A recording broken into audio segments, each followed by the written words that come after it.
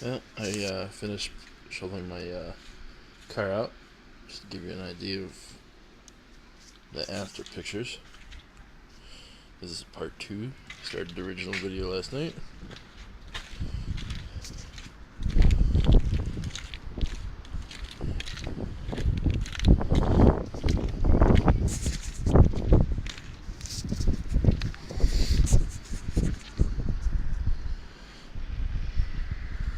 This is one of my snow piles that I made here.